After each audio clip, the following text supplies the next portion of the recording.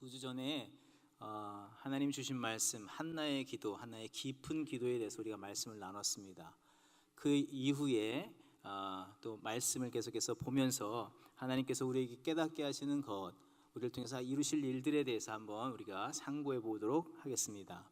지난 시간 우리가 한나의 깊은 기도를 보았다면 오늘은 시각을 돌려서 엘리, 당시의 영적 지도자라고 할 수 있는 엘리의 삶을 한번 돌아보길 원합니다. 엘리는 이 사사 시대의 마지막 시즌의 사사로서, 제사장으로서 사역을 하던 분입니다.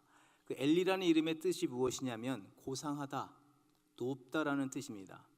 사무엘상 4장, 이제 3장을 보고 있는데 4장이 보게 되면 이런 기록이 있습니다. 4장 18절의 말씀, 이스라엘의 엘리가 40년 동안 제사장으로서 사사로서 사역을 하였다라고 기록을 하고 있습니다. 여러분, 40년 동안 이 사역을 감당하는 것 쉬운 일이 아닙니다.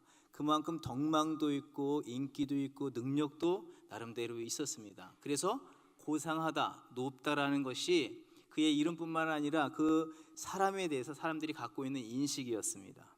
그런데 성경에서 엘리를 어떻게 정의하고 있는가? 그러나 엘리는 어떤 사람이었는지에 대해서 우리에게 표현해 주고 있다는 사실입니다. 중요한 것은 세상이 그 사람을 어떻게 보느냐, 자신을 어떻게 이해하느냐도 중요하지만 그것보다 더 중요한 것은 하나님의 시각이, 하나님께서 어떻게 평가하는가가 매우 중요한 것을 여러분, 우리는 잊지 않아야 될 줄 믿습니다. 그래서 우리가 날마다 하나님의 존전 앞에 있다는 것을 기억하고 거룩한 백성으로 살아가야 될 줄 믿습니다. 엘리는 어떤 삶을 살았는가?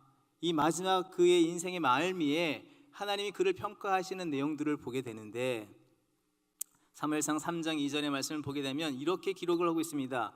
엘리가 그의 눈이 점점 어두워졌다. 그리고 그가 누워 있었다라고 얘기하고 있습니다. 무엇을 의미할까요? 눈이 어두웠다, 점점 누워 있었다. 물론 그가 98세의 일기로 세상을 떠납니다. 그렇기 때문에 나이가 들어서 눈이 침침해서 안 보이는 것을 얘기할까요? 아닙니다. 이것은 영적인 의미가 그 안에 담겨져 있는 것이라는 것입니다. 영적인 시력을 상실해 가고 있다는 것을 표현해내고 있다는 사실입니다. 단적인 예가 어떠하냐면, 엘리는 그 아들, 자기가 그 일들을 감당하지 못해서 아들들에게 성소를 맡깁니다. 제사장 직분을 감당하게 하는데 그 아들들 홈니와 비누아스라는 자들은 온통 자기 욕심에 휩싸여서 하나님께 제사 드리러 제물을 갖고 왔는데 거기를 갈취를 합니다. 뿐만 아니라 하나님께 드려야 할 마땅한 그 기름 태우는 것을, 그 기름을 자기가 좋은 것으로 착복을 합니다. 백성의 마음을 아프게 하고 하나님의 예배를 깨트려 버리고 있다는 것입니다. 그런데 엘리는 이 사실을 알았을까요? 몰랐을까요? 성경은 그 얘기를 하지 않지만 분명히 알았을 거예요. 여러분의 자녀들이 못된 일을 하고 엄마 아빠 몰래 행하는 일, 여러분들 볼 수는 없을지 모르지만 그들이 무슨 상태인지를 알지 않습니까? 볼 수 있다는 것입니다. 하나님께서 그런 자녀를 케어할 수 있는 영적인 지혜와 그런 은혜들을 주신다는 거예요. 그런 직관력, 통찰력을 주신다는 것이죠. 40년간 이스라엘 백성을 다스리는 엘리에게 그런 통찰력이 없었을까요? 있었을 것입니다. 그런데 그것을 보지 못했다는 것은 무엇이냐면 안 봤다는 얘기밖에 안 되는 것입니다. 보기를 거부했다는 것입니다.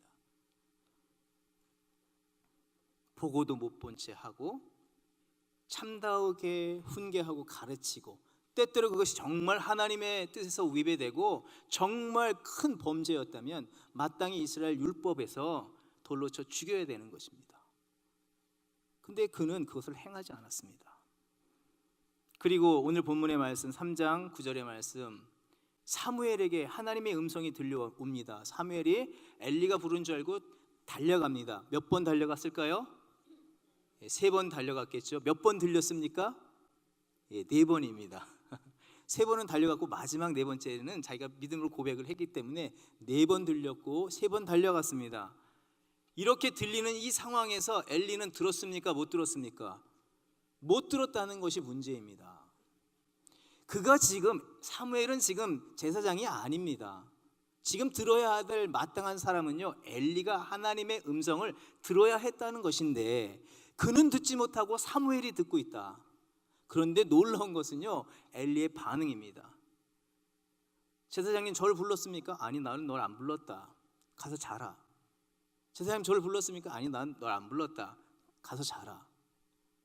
세 번째 되니까 엘리가 그제서야 하는 말이 무엇입니까? 여호와께서 너를 찾으시는 것 같다. 엘리는 그때 무릎을 꿇고 회개해야죠. 왜 내게는 하나님 음성을 들려주시지 않고 저 아이에게 들려주십니까? 차별입니까? 아닙니다. 왜 내게는 그 소리가 안 들릴까요?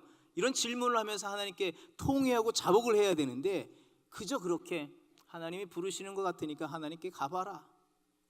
주의 종이 여기 있으니 하나님 말씀하소서, 이렇게 대답하라는 것입니다. 엘리가 영적으로 귀가 어두웠다는 것입니다. 아니, 영적인 감각이 묻어져 있다는 것을 얘기합니다. 이것은 곧 무엇을 의미합니까? 앞으로 있을 그 집안에 있는 위험을 얘기하는 것입니다. 이렇게 되는 자에게 하나님께서 어떻게 복을 주시고 그 직분을 계속해서 감당케 하시겠냐 하는 것입니다. 엘리 제사장은 한마디로 어떤 삶이었는가? 무설이나 많지 자기 이기심, 자기 사랑에 빠져 있는 자가 엘리였다는 것입니다. 그는 하나님을 마땅히 섬기고 사랑하고 백성을 사랑하며 백성을 이끌어야 될 영적인 지도자인데 지금 엘리는 무엇에 빠져 있습니까? 자기 사랑에 빠져 있습니다. 아들들이 죄를 범해서 세상 사람들이, 백성들이 원성과 탄성이 너무 심했습니다. 그 얘기가 이제 들려오는 거예요. 어떻게 그건 들리나 모르겠습니다. 그건 들었더니 마음이 불편한 거예요. 그랬더니 엘리가 뭐라고 얘기합니까? 사무엘상 2장 23절에서 25절까지 그가 이렇게 얘기합니다. 너희의 악행의 소문을 백성에게서 듣는다. 왜 그걸 백성에게 들어야 되죠? 영적인 아버지고 육신의 아버지인데 어떻게 자녀들의 그 일들을 모를 수 있느냐? 그것을 백성에게 듣는다. 근데 그 들은 얘기가요, 마음이 불편하다는 거예요. 내게 들리는 소문이 좋지 않다. 그게 내게만 들려서 좋지 않은 소문일까요? 하나님의 백성으로서 옳지 않은 소문들이고 영적으로 그것이 하나님께 안 좋은 일인 것을 그는 들어야 하는데 그걸 듣지 못하고 내게 좋지 못한 소리다. 그 정도로 멈춘다는 것입니다. 자기 명예, 지금 높은 자리에 있는데 너희들이 그러니까 내가 내 이름에 먹칠이 지금 되고 있지 않느냐, 이런 얘기 아니겠습니까? 이런 영적인 가장이고 영적인 지도자의 이런 퇴락함은 마치 여러분 전보제트기 타고 한국 가시고 유럽 가시고 하실 때 이 전보제트기에 올라가다가 갑자기 뜻없이 그냥 곤두박질 치는 듯한 그런 모습을 그대로 표현해내는 듯합니다. 그것은 자신뿐만 아니라 자신만 죽는 것이 아니라 그들의 그 비행기에 탔던 자녀들과 이스라엘 공동체가 함께 추락하고 있는 모습을 보여주고 있는 것이라는 것입니다. 제사장으로서의 합당한 그 기능을 하지 못함으로 인해서 영적인 이스라엘이 퇴락하고 있다, 곤두박질 치고 있다는 사실을 얘기하는 것입니다. 끝없이 자신을 높일 때, 여러분 기억하시기 바랍니다. 끝간데 없이 자기를 높이는 그런 순간과 그런 상황과 그런 가정과 그런 삶은 결국에는 곤두박질 친다는 것입니다. 하나님은 그것이 너무나 안타까우셨습니다. 그래서 엘리와 그 아들들 홈리와 비느하스에게 책망하시고 경고를 하십니다. 2장 30절 말씀, 나를 존중히 여기는 자를 내가 존중히 여기고 나를 멸시하는 자를 내가 경멸하리라. 31절, 너의 가정과 집안에 젊은 사람들을 쳐서 제명대로 살지 못하게 하고 노인 하나도 없게 하겠다. 나는 나를 섬기고 내가 원하는 것을 행하는 충실한 제사장을 세울 것이다. 끊임없이 자기를 우상화하고 자기의 만족에 빠지고 자기 사랑에 똘똘 뭉쳐있는 자에게서 하나님은 그의 생명을 제하실 뿐만 아니라 하나님의 거룩한 그 사명을 그 지게표로 옮기시겠다는 것입니다. 하나님의 마음에 합한 자, 하나님의 뜻에 헌신한 자에게 그 일을 이루게 하시겠다는 것입니다. 그런데 이것이 한 가정에 대한 하나님의 진노와 책망만 있는 것으로 인해서 우리가 두려워해서는 안 되는 것이고, 더 비극적이고 우리가 그것을 중요하게 생각해야 하는 것이 있다면, 이 제사장과 제사장 가문이 잘못된 일로 인해서 백성이 이제는 더 이상 하나님을 예배하러 이 성소에 오지 않는다는 것입니다. 여러분, 이것이 얼마나 무서운 죄입니까? 하나님과 화목되게 하는 제사장의 역할이 하나님과 우리의 사이를 갈라놓는 그런 역할을 하는 자가 되었기 때문에 하나님은 진노하셨다는 것입니다. 지난 설교에서도 요청을 드렸습니다. 영적인 지도자를 위해서 여러분 중보기도해 주시기 바랍니다. 우리도 인간이기 때문에, 목회자, 장로님 다 인간이기 때문에 허물이 있습니다. 죄가 있습니다. 부족한 면들이 있습니다. 그러나 이 부족함을 안고 넘어지는 자들 되지 않고 다시 하나님의 그 은혜를 따라서, 하나님의 뜻을 따라서 살아갈 수 있는 거룩한 종들이 되기 위해서 여러분 중보해 주시기를 간절히 부탁드립니다. 중요한 것은요, 여러분도 동일하다는 것입니다. 목회자는 여러분을 위해서 기도합니다. 여러분은 세상의 빛이요 소금이기 때문입니다. 여러분이 맛을 내지 않고 빛을 세상에 비추지 않으면 세상 사람들이 그 빛을 못 보게 되고 그 맛을 모르기 때문에 하나님의 전에 나와서 하나님을 찾지 않게 된다는 것입니다. 우리 모두가 이런 부분에 깨어서 온전한 믿음의 삶을 살아가는 거룩한 성도요 공동체가 되어야 될 줄 믿습니다. 영적인 결론은요, 엘리 제사장에 의해서 하나님의 거룩한 성소의 제단의 불이 꺼지는 위태한 상황에 놓였다는 것입니다. 한번 생각해 보시기 바랍니다. 점검해 보시기 바랍니다. 여러분의 영적인 시력과 영적인 청력은 건강하십니까? 지금 자가 진단을 한번 해보세요. 자가 건강검진을 한번 해보시기 바랍니다. 내 눈은, 내 귀는 보고 듣고 있는가? 잘 보지 못하고 잘 듣지 못해서 나의 인생뿐만 아니라 내 자녀들의 인생, 내 가정의 삶, 공동체의 위기를 초래하고 제트기가 곤두박질 치도록 내 삶을 통해서 그렇게 만들어가고 있지 않는지를 우리 한번 생각해 봐야 된다는 것입니다. 그러나 하나님의 뜻은 그것이 아니라는 것을 본문을 통해서 말하고 있습니다. 3절의 말씀 보게 되면 이런 말씀이 있지 않습니까? 이런 절박한, 눈이 어두워서 못 보는 상황을 1절, 2절에서 말하지만 3절에서는 이렇게 얘기하고 있습니다. 하나님의 등불은 아직 꺼지지 아니하였다라고 얘기합니다. 하나님은 그 꺼져가는 심지를 끄지 않으시는 하나님, 상한 갈대를 꺾지 아니하시는 하나님이신 줄 여러분 믿으시기 바랍니다. 하나님은 은혜를 베풀어 주셔서 그 백성이 멸망하는 것을 원치 않습니다. 하나님은 그들을 살리시기를 원하신다는 것입니다. 여러분, 봄철이 되었죠? 입춘이 언제인가요? 잘 모르겠는데 벌써 여러분 파종하시는 분들이 계세요. 어떤 집사님인가 장로님이 말씀하시는데 고추 모종은 지금 심어야 된다 그러더라고요. 맞나요? 2월에 해야 한대요. 여러분 늦지 않았습니다. 빨리 사셔서 파종하시고 모종을 심으시기 바랍니다. 근데 파종하고 모종을 심을 때에 여러분 먼저 뭘 해야 되죠? 땅을 기경해야 되지 않습니까?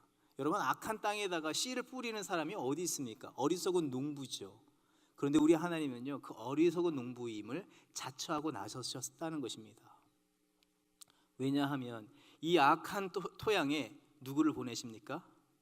거룩한 하나님의 사람 사무엘을 심어 넣어 주시는 거예요. 여러분, 이것이 은혜인 줄 여러분 믿으시기 바랍니다. 우리가 절대 멸망하지 않는 이유가요, 하나님의 사랑이 있기 때문입니다. 하나님의 이 거룩한 생명 살리는 그 거룩한 섭리가 있기에 우리는 소망을 가지고 늘 하나님의 뜻을 다시 한번 찾고 일어서는 저와 여러분이 되어질 때에 하나님의 복을 누리게 될 줄 믿습니다. 하나님은 그 등불에서 기름이 마르고 심지가 꺼지는 상황 속에서 하나님은 그것을 포기하지 않으시고 그 등불을 계속 붙잡고 계신다는 것입니다. 그 심지가 꺼지지 않을 뿐만 아니라 제단의 불이 꺼지는 것이 아니라 그 제단의 불이 계속해서 타오를 수 있도록 하나님께서 은혜를 공급하고 계시다는 것입니다. 사무엘을 통해서 말입니다. 이것은 마치 예수 그리스도를 예표하는 듯한 모습입니다. 우리에게 어떤 선한 것이 있습니까? 우리에게 어떤 옳은 것이 있습니까? 거룩한 것이 있습니까? 그럼에도 불구하고 우리의 심장 가운데, 이 죄악의 심장 가운데 누구를 보내주셨습니까? 예수 그리스도를 보내주셨습니다. 우리의 멈춰있는 이 심장을 다시 한번 박동치게 하고 예수의 보혈로서 다시 한번 깨어나는 그 은혜를 베풀어 주시지 않습니까? 우리도 또한 그런 믿음의 삶을 살아야 될 줄 믿습니다. 하나님께서는 이런 상황 속에서 이 사무엘이라는 사람의 헌신을 통해서 이 죽어가는 이스라엘을 다시 회복시키시기를 원하신다는 것입니다. 중요한 원리는 한나가 그 깊은 기도를 통해서 하나님의 뜻을 헤아렸고 그 뜻에 멈춰 있지 않고 그 뜻을 위해서 자신의 삶을 드린 것처럼, 또 그 아들 사무엘이 그와 같이 자기의 삶을 온전히 드린 것 같이 우리의 삶을 통해서 하나님은 그 선한 역사들을 이뤄 가신다는 것입니다. 이것은요, 성경에 나와 있는 많은 얘기들, 인물들에 의해서 계속해서 우리에게 증거하고 들려주는 내용들이라는 것입니다. 그 절박한 상황 속에서 아브라함을 불러내시지 않습니까? 믿음으로 반응하고 헌신한 그 아브라함을 통해서 믿음의 나라를 만들어 가시고, 또 한때 애굽에서 종살이하던, 죽어도 종이었던 노예였던 자들에게 모세를 보내셔서 하나님은 구원의 역사를 이루셨습니다. 그럴 때 중요한 것은 모세를 보내실 때에 이 떨기나무 아래서 꺼지지 않는 불로 임하셨을 때에 그 모세가 그 불 앞에서, 하나님의 임재 앞에서 자신의 신발을 벗고 겸손하게 헌신함으로 인해서 출애굽이 시작이 되었던 것처럼, 하나님의 구원의 역사에 동참함으로 그 역사를 이뤄갔던 것처럼, 하나님은 우리가 멸망하지 않기를 원하실 뿐만 아니라 우리를 통해서, 우리의 거룩한 헌신을 통해서 그 일들을 이루시기를 원하신다는 것입니다.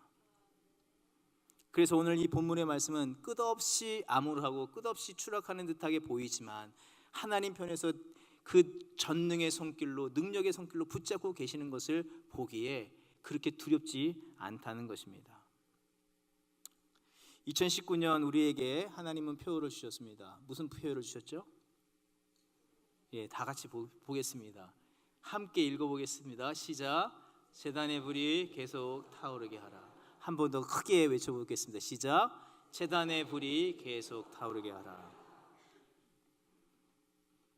하나님의 거룩한 뜻, 성령의 불을 받고 참된 헌신으로 거룩하게 불길로서 타오르기를 하나님은 원하시는 줄 믿습니다.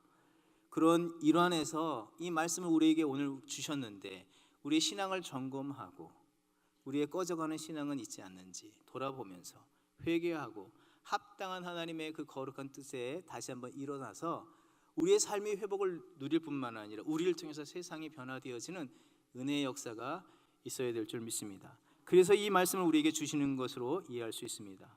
하나님은 그 거룩한 일을 어떻게 이루어 가시는가 두 가지로 살필 수 있습니다. 첫 번째로는 한나로부터 우리가 살펴보았습니다. 무엇이죠? 깊은 기도입니다. 깊은 기도. 여러분, 기도는 무엇입니까? 기도의 정의를 계속해서 강단에서 여러분하고 나누고, 어느 때든지 저는 그렇게 여러분하고 나누고 있습니다. 기도는 무엇이라고요? 하나님의 뜻에 내 뜻이 설득되는 것입니다. 함께 우리 따라해야겠습니다. 시작. 하나님의 뜻에 내 뜻이 설득되는 것이다. 그렇습니까? 아멘. 하지만 사실 하나님을 설득시키지 않습니까? 설득 안 되는 것도 알면서 떼쓰고 설득하려고 하지 않습니까? 하나님의 뜻에 내 뜻이 설득이 돼야 되는데요, 도무지 하나님 얘기는 듣지도 않고 하나님만 설득시키려고 하는 거예요. 이것이 기도입니까? 이런 기도로는요, 하나님의 회복을 이룰 수 없고 우리의 삶 속에서 참된 회복과 평안이 있을 수 없다는 것입니다. 너희 뜻과 내 뜻이 다르다.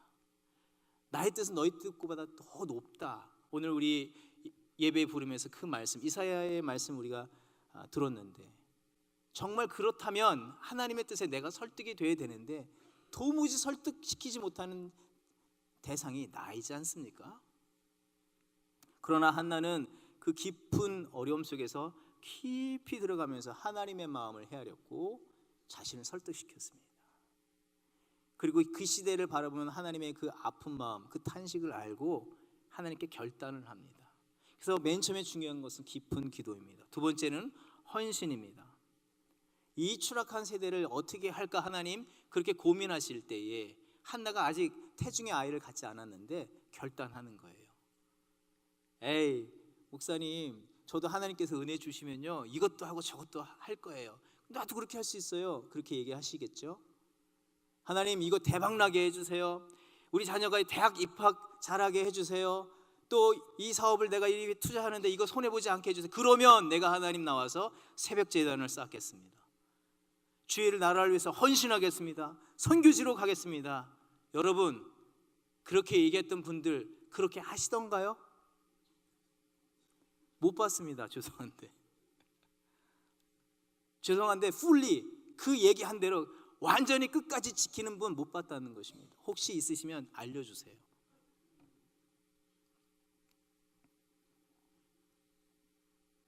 아직 자기가 아이를 갖지 않았을 때 그 하나님 마음에 알고 자기의 전부를, 자신의 최선의 것을 온전히 하나님의 뜻에 헌신했다는 것입니다.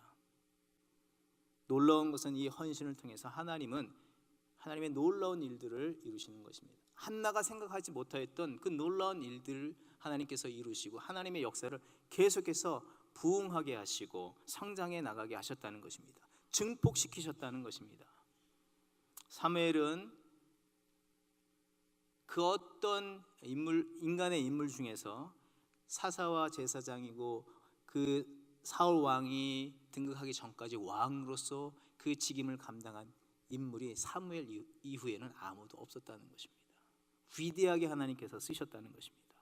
그렇다면 우리가 이 깊은 기도를 알고 헌신을 할 때 우리에게 어떤 믿음의 반응들이 있어야 하는가?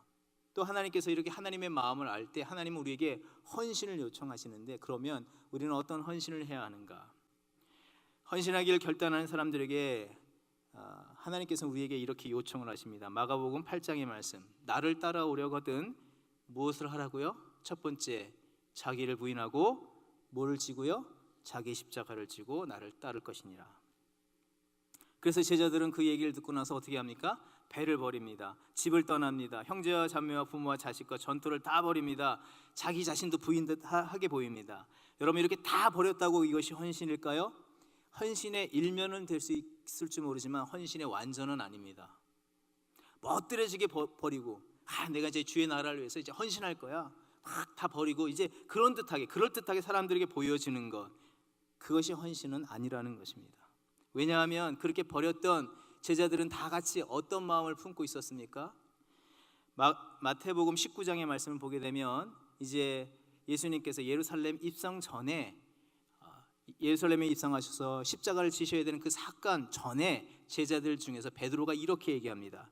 베드로가 대답하여 이르되 보소서 우리가 모든 것을 버리고 주를 따랐습니다. 왜냐하면 그 앞전에 누가 나타나냐면 부자 청년이 나왔어요. 이 청년은 율법도 지키고 다 했는데 나중에 물질을 버리지 못해서 근심해서 돌아갔거든요. 그런데 예수님께서 그걸 보면서 천국은 이런 자가 못 간다, 낙타가 바늘기 들어가는 것보다 더 어렵다라고 얘기했습니다. 그것에 충격받아서 베드로가 어느 편에서는 자기가 이보다는 더 낫다, 왜냐하면 다 버렸기 때문에, 그러면서 얘기를 하는 거예요.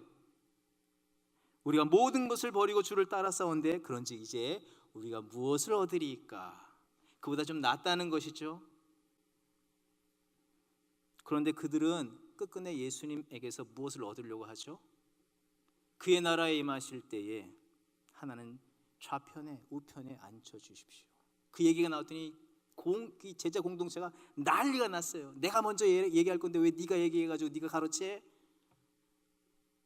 서로들 그런 마음을 가졌다는 거예요. 세상 것을 버렸지만 세상에서 가장 좋은 것은 취하겠다는 것, 그 마음은 헌신이 아닙니다. 내가 하나님께 이렇게 헌신했기 때문에 하나님 이런 보상을 주시옵소서, 보상 심리는 헌신이 아닙니다. 착각하죠. 내가 이렇게 하나님께 그동안 이렇게 헌신했어요. 이 교회를 위해서 이렇게 헌신했고 헌금도 했고 봉사도 했어요. 하나님께 이렇게 드렸습니다. 그런데요, 지금 나는 하나님의 온전한 뜻에 그 하나님의 나라를 위해서 내 전부를 다 드리고 있느냐 질문해 보셔야 돼요. 그렇지 않다면 지나온 일들의 그 헌신이 매우 부끄러울 수 있다는 것입니다. 세상 것을 버린 듯하지만 세상의 가장 좋은 것을 취하려고 하는 그런 태도는요, 홈리와 비누았습니다. 왜냐하면 그들은요 지금 성소에서 사람들이 보기에 다 버린 듯하게 보입니다. 왜냐하면 레위인들은 땅이 없기 때문이에요. 그러나 성소에서 무엇을 하고 있습니까? 내가 다 버렸기 때문에 하나님께 가는 것까지도 다 취하고 있지 않습니까? 이것이 어찌 헌신입니까? 헌신은 세상의 것을 버리는 것이 아니라 하나님의 것으로 채우는 것이 헌신입니다. 믿으십니까? 세상의 것을 버리는 것이 헌신이 아니라 하나님 것을 채우는 것이 헌신입니다. 마가복음 1장 17절의 말씀, 예수님께서 분명히 얘기하셨습니다. 헌신하는 자들에게 명령하시는 것이고 분명히 가르치신 바입니다. 나를 따라오라. 내가 너희로 뭘 하겠다고요? 사람 낚는 어부가 되게 하겠다. 배를 버렸지만 이제 사람을 낚는 하나님 나라의 그 일을 품는 자로 내가 너를 쓰겠다는 것입니다. 그 일에 네가 동의하겠냐 하는 것입니다. 이것을 통해서 헌신을 얘기하시는 것입니다. 주의 성품을 배워야 하는 것입니다. 채워야 하는 것입니다. 나를 따라오라. 누구를 따라갑니까? 주님을 따라가는 것인데 그것은 주님의 성품을 내 안에 채우는 것이고, 사람을 낚는 어부가 되겠다. 내가 그물을 던지는 것에서 더 많은 고기를 얻기 위해서가 아니라 이제는 하나님의 일을 채우기 위해서 내가 드려져야 한다는 것을 얘기하는 것이라는 것입니다. 여러분, 다시 한번 우리의 영적인 실체를, 또 영적인 상태를 한번 점검해 보길 원합니다. 참된 헌신을 이루시고 있으십니까? 혹 무늬만 헌신하고 있지는 않습니까? 내가 이 교회에 몇십 년 다녔어요. 그런데요, 저는 그렇게 질문하고 싶어요. 그런데요, 지금은요? 내가 과거에 이렇게 열심히 했습니다. 네, 수고하셨습니다. 그런데요. 아마 이런 질문은 주님이 하실 것 같아요. 내가 주의 나라를 위해서 이것도 했고 저것도 했고 이것도 했고 저것도 했습니다. 주님 물으십니다. 그런데 어떻게 대답하시겠습니까? 우리는 먼저 어떤 모범을 따라야겠습니까? 예수 그리스도의 헌신을 따라야 될 줄 믿습니다. 예수님은요, 공생에서부터 십자가를 지시기까지 끝까지 하나님께 헌신하셨습니다. 하나님의 마음을 아실 뿐만 아니라 온전히 하나님의 뜻을 날마다 새벽에 깨어나서 받으시고 그 뜻의 성취를 위해서 자기를 한없이 들으셨습니다. 우리 예수 그리스도의 그 헌신을 담는 주의 거룩한 제자들이 되어야 될 줄 믿습니다. 그렇기 때문에 우리는 어떤 헌신을 이루어가야 하는가? 어떻게 헌신을 이루어가야 하는가? 여러분, 그래서 그래요, 이제 제가 헌신하겠습니다. 방송실에도 헌신하고 주방에도 헌신하고 이것도 헌신하고 저것도 헌신하고 하겠습니다. 가장 중요한 것은요, 무엇보다도 오늘 이 홈리와 비느하스, 엘리가 실패한 것을 뒤집어서 그들이 그렇게 함으로 인해서 무너질 수밖에 없었던 것을 반면교사로 삼아서 돌아봤을 때 우리가 무슨 헌신을 먼저 해야 될지에 대해서 우리에게 말씀하여 주시는데, 그것을 우리가 온전히 이뤄가는 저와 여러분이 되어야 될 줄 믿습니다.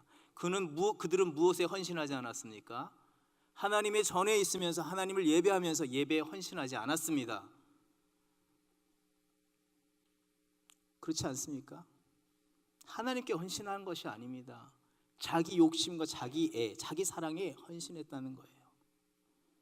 그들은 성소에서부터 하나님의 말씀이 강론되어지고 백성들에게 들려줘야 되는데 그 일에 대해서 헌신하지 않고 자기의 욕심의 생각에 말에 헌신했습니다. 그렇다면 우리는 어떤 헌신을 먼저 해야 되겠을까요? 예배에 헌신을 해야 되고 말씀에 헌신하는 성도들이 되어야 될 줄 믿습니다. 예배의 부름을 받은 자가 예배에 헌신하지 않는 이 어리석은 모습들을 볼 때에 그 결과가 어떻게 되고 있느냐? 여러분, 예배에 헌신하지 않고 말씀에 헌신하지 않는 자는요, 영적인 몰락을 경험할 뿐만 아니라 인생이 깊은 수렁에 빠질 수밖에 없다는 것입니다.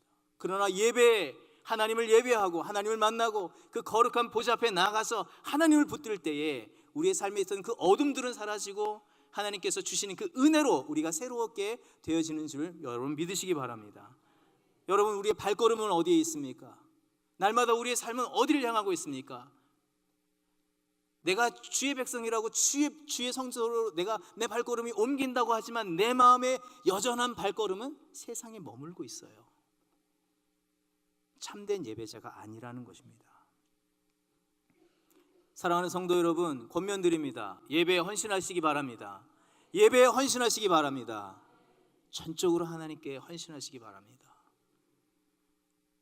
사무엘상 2장 26절의 말씀, 사무엘이 점점 자라매 여호와와 사람들에게 은총을 더욱 받더라. 원리가 있습니다. 여러분의 가정과 자녀, 사업의 문제에 고충이 있습니다. 그래서 세상을 바라볼 수밖에 없어요. 그것이 현실입니다. 그런데 성소에서 사무엘이 하나님을 예배했더니 하나님께 은혜를 받는 것은 물론이거니와 세상에 있는 사람들이 여호와와 사람들에게 영적으로나 육적으로 더욱 은총을 받더라. 삶의 승리의 비결을 여기에서 말하는 것입니다. 하나님께 전적으로 헌신하는 자에게 하나님께서 주시는 축복이 있다는 것을 이야기합니다. 여러분, 공예배에 헌신하셔야 합니다. 여러분, 예배를 등한히 하시면 안 됩니다. 예배 시간을 철저히 지키시기 바랍니다. 예배는 몇 시에 시작하죠? 예배는 몇 시에 시작하죠? 주일 예배는요? 1부는 8시 반, 2부는 10시, 그 다음에 3부는요? 3부는요? 11시. 이러시면 안 돼요. 왜 이렇게 하세요? 정확하게 얘기하셔야지 알죠? 찬양의 준비 찬양이 있습니까? 기도의 준비 기도가 있습니까? 설교의 준비 설교가 있습니까? 없어요. 시간이 되시면 예배 자리에 나오셔야 됩니다. 주일 예배에 여러분 거르지 마시기 바랍니다.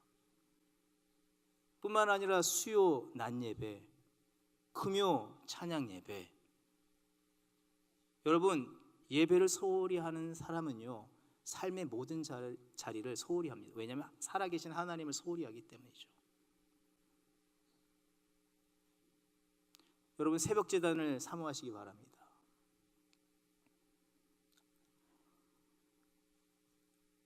시편 92편의 말씀, 아침에 주의 인자하심을 나타내시며 밤마다 주의 성심을 베풀미 좋음이니이다. 새벽 미명에 기도하러 나가셨던 주님, 거기서부터 하나님의 영적인 공급을 받습니다. 하나님의 뜻을 따라서 헌신하십니다. 왜 우리가 그 모범을 따르지 않을 수 있겠습니까? 교회에 보편적으로 이렇게 얘기합니다. 그 교회 새벽 기도에 나오는 성도의 수가 그 교회의 건강의 척도다, 이런 얘기도 있습니다.